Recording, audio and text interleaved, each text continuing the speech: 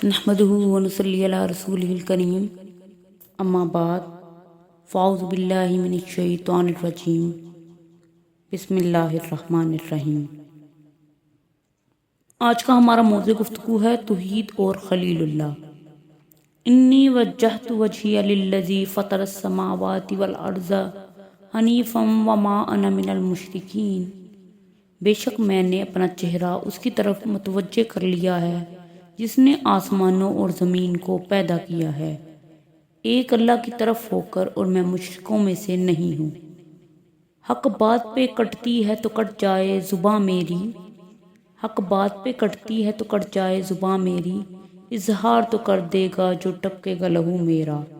سامعین ذی وقار، آج مجھے جس عنوان پر گفتگو کرنے کا موقع ملا ہے وہ ہے توحید اور خلیل اللہ۔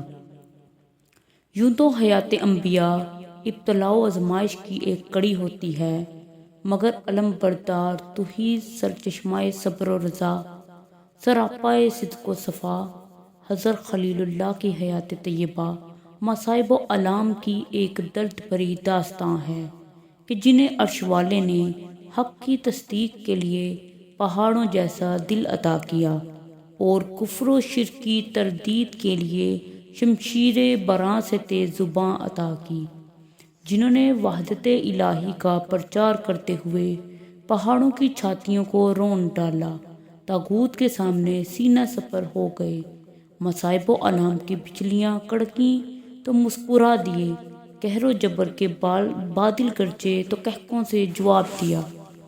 جو ایک طرف تو حکمت و دانائی کے ساتھ بتوں کے پچاریوں کو توحید کی دعوت دیتے چلے گئے، اور دوسری طرف اپنے زور بازو سے انا احیی و امیت، میں زندگی بخشتا اور موت دیتا ہوں کا دعویٰ کرنے والے کی کٹ حجتوں کی دھجیاں اڑاتے چلے گئے، جنہوں نے وقت کے جبار سلاطین اور ربوبیت کا دعویٰ کرنے والے کی خدائی کا علی اعلان انکار کر کے یہ ثابت کر دیا کہ توحید بیان کرنے سے مومن رک نہیں سکتا، توحید بیان کرنے سے مومن رک نہیں سکتا، کٹ سکتی ہے گردن مگر جھک نہیں سکتا۔ اسی لیے عرش والے نے بتوں کو پاش پاش کرنے والے تن تنہا ابراہیم کو امتاً واحدتاً اور جاعلک للناس اماما، تجھے لوگوں کا امام بنانے والا ہوں، کے سرٹیفکیٹ عطا کر دیے۔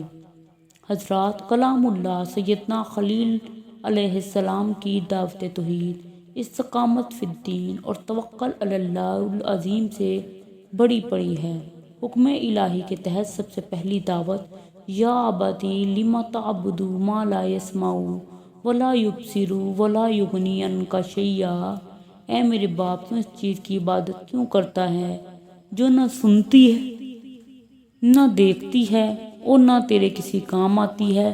کہ جواب میں اراغب انت عن آلہتی یا ابراہیم، اس نے کہا کیا تم میرے معبودوں سے بے رغبتی کرنے والا ہے اے ابراہیم؟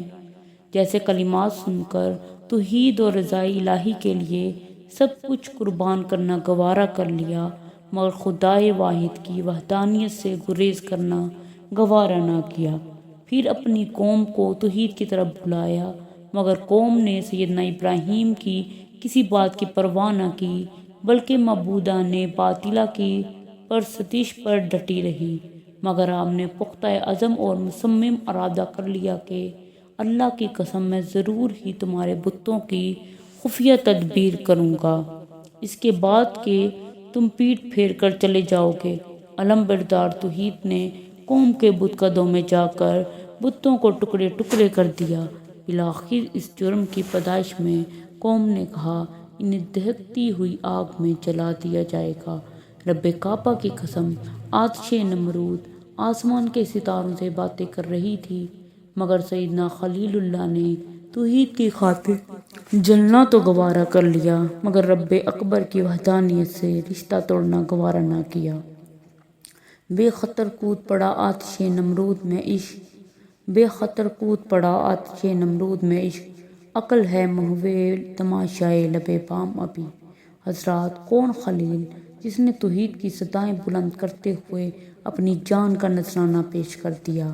رب کی توحید کے لیے ساری کائنات سے ناطہ توڑ دیا، اسی لیے تو عرش والے نے ان کا نام قیامت کی دیواروں تک زندہ و جاوید کر دیا۔